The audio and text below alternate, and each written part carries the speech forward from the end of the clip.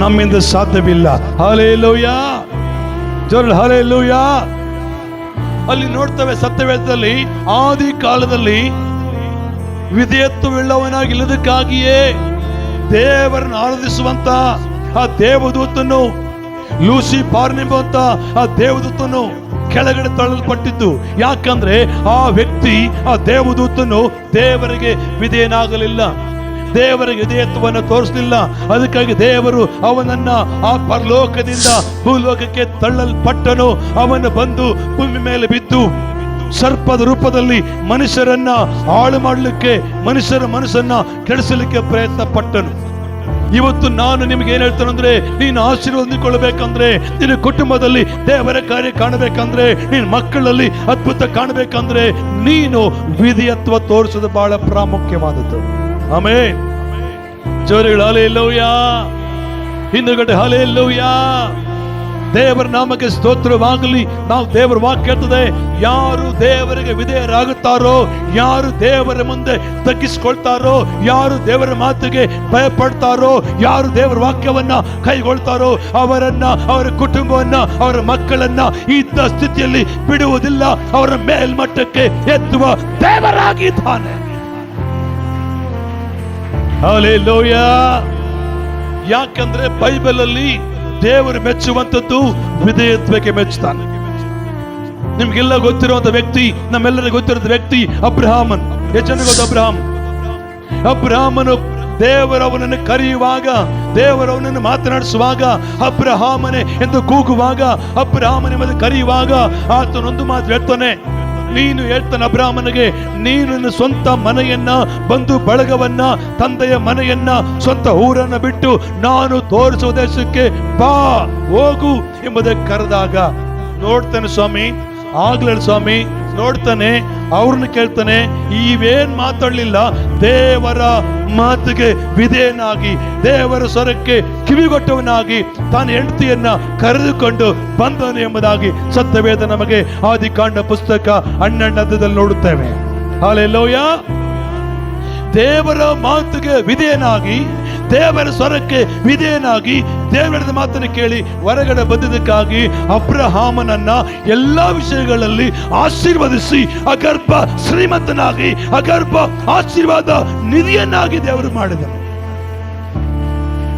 ನೀವು ತಟ್ಟುವುದಾದ್ರೆ ದೇವರಿಗೆ ಮಹಿಮೆ ಬರುವ ರೀತಿಯಲ್ಲಿ ತಟ್ಟಿ, ಇಲ್ಲ ಸುಮ್ಮನಿರ್ರಿ. ಆದ್ರೆ ಕರ್ತನ ವಾಕ್ಯ ಹೇಳ್ತದೆ, ಕರ್ತನ ವಾಕ್ಯ ಇವತ್ತು ನನ್ನೊಟ್ಟಿಗೆ ನಮ್ಮೊಟ್ಟಿಗೆ ಮಾತನಂದ್ರೆ, ನಾನು ಯಾರು ವಿಧೇಯನಾಗಬೇಕು ಹೇಳಿ? ನಾವು ಯಾರು ವಿಧೇಯರಾಗಬೇಕು? ನನ್ನನ್ನ ನನಗಾಗಿ ರಕ್ತ ಸುರಿಸಿದಂತ, ನನಗಾಗಿ ಪ್ರಾಣ ಕೊಟ್ಟಂತ ಆ ಯೇಸಪ್ಪನಿಗೆ ವಿಧೇಯನಾಗಿದ್ರೆ ನಿನಗಿರುವ ಕಷ್ಟ, ನಿನಗಿರುವ ಕಣ್ಣೀರು, ನಿನಗಿರುವ ಶಾಪ, ನಿನಗಿರುವ ಪಾಪ ಯೇಸಪ್ಪ ತೆಗೆದು ಅಜಗಜಾಂತರ ದೂರವಾಗ್ತಾನೆ. ಆಮೆನ್. ಹೇಳುಗಡೆ ಹಲ್ಲೆಲೂಯಾ. ಆದಿಕಾಂಡ ಪುಸ್ತಕದಲ್ಲಿ ಕಾಣುತ್ತೇವೆ ನಾವು 12ನೇ 1ನೇ ವಚನದಲ್ಲಿ ಒಂದು ವಾಕ್ಯ ಓದೋಣ ಬೇಗನೆ. ಸ್ವದೇಶವನ್ನು, ಬಂಧು ಬಳಗವನ್ನು,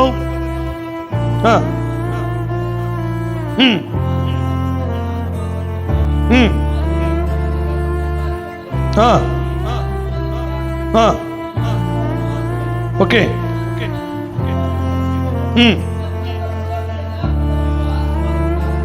ಹಲ್ಲೆಲೂಯಾ. ಬಹಳ ಸಾರಿ ಕೇಳಿದ ಮಾತಾದ ಇದಾಗಿರ್ಬೋದು. ಆದ್ರೆ ಇವತ್ತು ನಾನು ನಿಮ್ಮೊಟ್ಟಿಗೆ ಮಾತಾಡಿದೆ ಅಂದ್ರೆ, ನೀನ್ ಏನೇ ಜ್ಞಾನ ಇರಲಿ, ಎಷ್ಟೇ ಹಣ ಇರಲಿ, ಎಷ್ಟೇ ಅಧಿಕಾರ ಇರಲಿ, ತಪ್ಪಿಲ್ಲ, ಅದು ಬೇಕು, ನಿನಗೆ ಬೇಕಂತ ಹೇಳಿ ಬೇಡ ಅಂತ ಹೇಳ್ತಾ ಇಲ್ಲ. ಆದ್ರೆ ನೀನು ಅದರಲ್ಲಿ ದೇವರ ವಿಧೇಯನಾಗುವ ಮನಸ್ಸಿದೆಯಾ? ದೇವರಿಗೆ ವಿಧೇಯತ್ವ ತೋರಿಸುವಂತ ಮನಸ್ಸಿದೆಯಾ? ವಿಧೇಯತ್ವವು ಬಹಳ ಮುಖ್ಯವಾದ. ಯಾರು ದೇವರಿಗೆ ವಿಧೇಯರಾಗ್ತಾರೋ, ಅಬ್ರಹಾಮನಿಗೆ ದೇವರ ಕರೆದಿರ್ತಾನೆ, ನಾನು ತೋರಿಸುವ ದೇಶಕ್ಕೆ ನೀನು ಹೋಗು. ಯಾವ ದೇಶ, ಯಾವ ಊರು ಇದೇನು ಹೇಳಲಿಲ್ಲ. ಐತ ವಾಕ್ಯ ಯಾವ ದೇಶ, ಯಾವ ಊರಂತ. ಆದ್ರೆ ಅಬ್ರಹಾಮನು ಯಾವ ಊರಂತ ಕೇಳಲಿಲ್ಲ, ಯಾವ ದೇಶ ಅಂತ ಕೇಳಲಿಲ್ಲ. ದೇವರ ಮಾತಿಗೆ ವಿಧೇಯನಾಗಿ ಮನೆಯಿಂದ ಹೊರಗಡೆ ಬಂದದ್ದು ನಾವು ಕಾಣುತ್ತೇವೆ. ಅಬ್ರಹಾಮನು ಆಶೀರ್ವಾದ ಹೊಂದಿಕೊಳ್ಳಲು ಸುಮ್ಮನೆ ಹೊಂದಿಕೊಳ್ಳಲಿಲ್ಲ. 13ನೇ ಅಧ್ಯಾಯಕ್ಕೆ ಬಂದು ನೋಡಿದ್ರೆ ಅವನು ಬಹು ಐಶ್ವರ್ಯವಂತನಾದ ಎಂಬುದನ್ನು ನೋಡ್ತೇವೆ. ಹಲ್ಲೆಲೂಯಾ.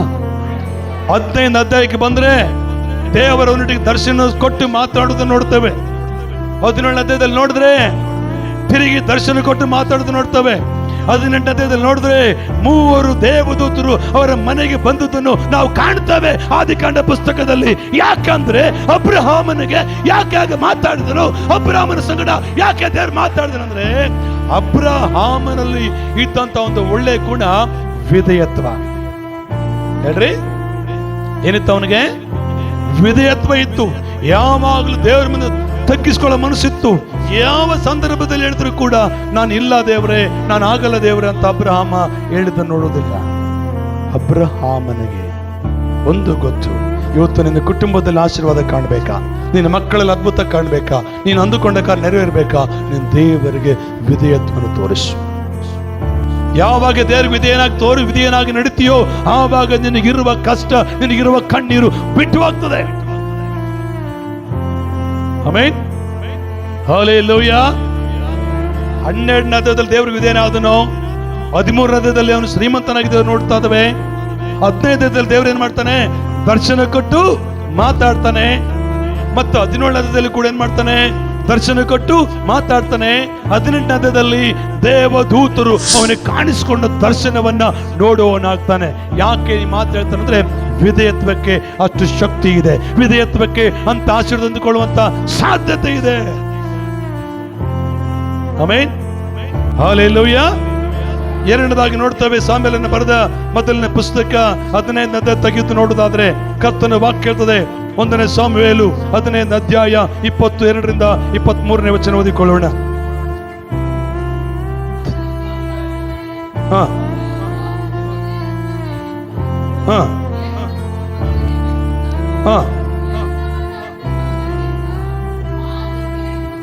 ಉತ್ತಮ, ಹಲ್ಲೆಲೂಯಾ. ದೇವರು ಯಾವುದಕ್ಕೆ ಪ್ರಾಮುಖ್ಯತೆ ಕೊಡ್ತಾನೆ? ನೀನು ಕೊಡುವಂತ ಕಾಣಿಕೆಯಲ್ಲ, ನೀನು ಮಾಡುವಂತ ಯಜ್ಞಗಳಲ್ಲ, ನೀನು ಮಾಡುವಂತ ಹೋಮಗಳಲ್ಲ, ಏನಲ್ಲ. ದೇವರ ಮಾತನ್ನು ಯಾರು ಕೇಳ್ತಾರೋ, ದೇವರ ಮಾತಿಗೆ ಯಾರು ವಿಧೇಯರಾಗ್ತಾರೋ ಅದಕ್ಕೆ ದೇವರು ಇಂಪಾರ್ಟೆಂಟ್ ಕೊಡ್ತಾನೆ, ಅದಕ್ಕೆ ದೇವರು ಪ್ರಾಮುಖ್ಯತೆಯನ್ನು ಕೊಡ್ತಾನೆ. ಅಲ್ಲಿ ಬೈಬಲ್ ಚೆನ್ನಾಗಿ ಹೇಳ್ತದೆ. 22ನೇ ವಚನ 23ನೇ ವಚನದಲ್ಲಿ ಯೆಹೋವನು ವಿಧೇಯತ್ವಕ್ಕೆ ಮೆಚ್ಚುವಷ್ಟು ಯಜ್ಞ ಹೋಮಗಳಿಗೂ ಮೆಚ್ಚುವವನಲ್ಲ. ಅಲ್ಲಿ ಹೇಳ್ತಾನೆ, ಕರ್ತನ ವಾಕ್ಯ ಹೇಳ್ತದೆ, ಉತ್ತಮ ವಿಶೇಷವಾದದ್ದು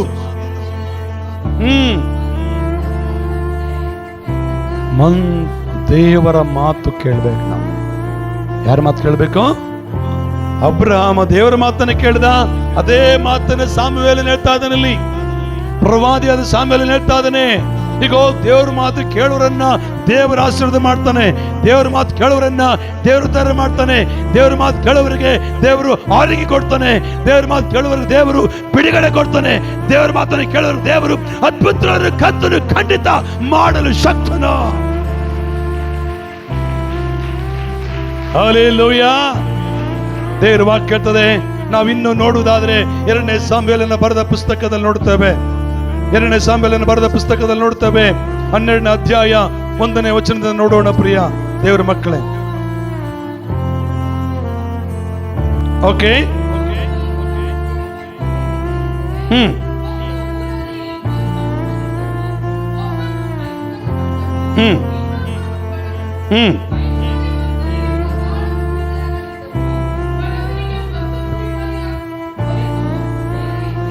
ಕರ್ತನಿಗೆ ಸ್ತೋತ್ರ. 1ರಿಂದ 15 ವಚನ ನೋಡಿದ್ರೆ ಇನ್ನೊಂದು ವ್ಯಕ್ತಿ ಬಗ್ಗೆ ನೋಡ್ತವೆ, ದಾವೀದನು.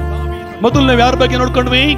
ಅಬ್ರಹಾಮನು ದೇವರಿಗೆ ವಿಧೇಯನಾಗಿ ಆಶೀರ್ವಾದ ಹೊಂದಿಕೊಂಡನು. ಎರಡನೇದಾಗಿ ನೋಡ್ತವೆ, ದಾವೀದನು ಸಹ ಒಂದು ದಿನದಲ್ಲಿ ಒಂದು ತಪ್ಪು ಮಾಡ್ತಾನೆ. ಆ ದಾವೀದನು ಎಲ್ಲರೂ ಯುದ್ಧಕ್ಕೆ ಹೋದಾಗ, ಸೈನಿಕರಲ್ಲಿ ಯುದ್ಧಕ್ಕೆ ಹೋದಾಗ, ದಾವೀದನು ಮಾತ್ರ ಮನೆಯ ಮೇಲೆ ಸಂಜೆಯ ಹೊತ್ತಿನಲ್ಲಿ, ಬೆಳಗ್ಗೆ ಅಂದ್ಕೊಳ್ತಾನೆ, ಆತನು ಸಂಚರಿಸುವಾಗ ಒಬ್ಬ ಸ್ತ್ರೀಯನ್ನ ನೋಡುತ್ತಾನೆ. ಸ್ನಾನ ಮಾಡೋ ಸ್ತ್ರೀಯನ್ನು ನೋಡಿ ಬೇರೆ ಪುರುಷನ ಹೆಂಡತಿಯಮ್ಮ ನೋಡಿ, ಇವನು ರಾಜನು, ಇವನಿಗೆ ಎಲ್ಲ ಅಧಿಕಾರ ಇದೆ ಅಂತೇಳಿ ಆ ಸ್ತ್ರೀಯನ್ನ ಮನೆಗೆ ತಂದುಕೊಂಡು ಆಕೆ ಜೊತೆಗೆ ಪಾಪ ಮಾಡ್ತಾನೆ. ಇಲ್ಲಿದ್ದೀರಾ? ಪಾಪ ಮಾಡಿ ಪಾಪ ಮಾಡಿದ್ ಯಾರು ಗೊತ್ತಿಲ್ಲ ಅಂತ ಹೇಳಿ ಆಯಮ್ಮನ ಮನೆಗೆ ಕಳಿಸ್ತಾನೆ. ಮನೆಗೆ ಕಳಿಸಿ ಸ್ವಲ್ಪ ದಿನಗಳಾದ ಮೇಲೆ, ಕೆಲವು ದಿನ ಕಳೆದೋದ್ಮೇಲೆ ಅನ್ಕೊಂಡಿದ್ದಾನೆ, ನಾನು ಮಾಡಿದ ಪಾಪ ಯಾರು ನೋಡಿಲ್ಲ, ನಾನು ಮಾಡಿದ ತಪ್ಪು ಯಾರು ಗೊತ್ತಾಗಿಲ್ಲ. ಆದರೆ ಒಬ್ಬ ಪ್ರವಾದಿ ಇದ್ದ ನಾತಾನ್ ಎಂಬುದಾಗಿ, ಆತನ ಸಂಗಡ ದೇವರು ಮಾತನಾಡಿ, ಹೋಗಿ ಹೇಳು. ಆ ಪ್ರವಾದಿ ಬಂದು ದಾವೀದನಿಗೆ ತಿಳಿಸುವಾಗ ದಾವೀದನು ಬಿರುಸು ನುಡಿಯಿಂದ ಮಾತನಾಡಿದನು. ಮುಂದೆ ಹೋಗಿ ನೋಡ್ರಿ, ಬಹಳ ಬಿರುಸು ನುಡಿಯಿಂದ ಮಾತಾಡಿದನು. ಅಂತವನನ್ನ ನಾತನ್ ಹೇಳುವ ಸ್ಟೋರಿ ಕೇಳಿಸ್ಕೊಂಡು, ಒಬ್ಬ ಊರಲ್ಲಿ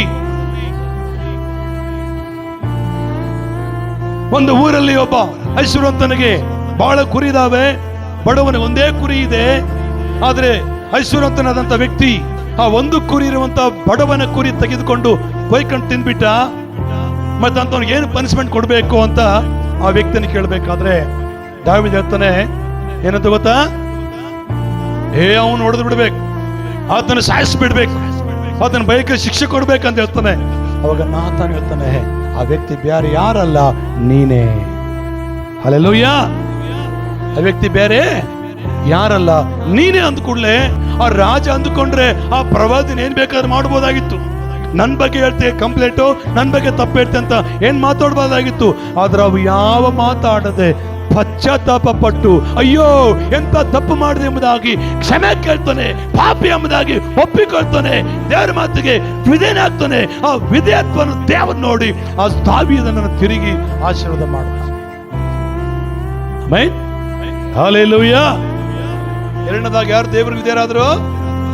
ದಾವೀದನು ದೇವರಿಗೆ ವಿಧೇಯನಾದನು.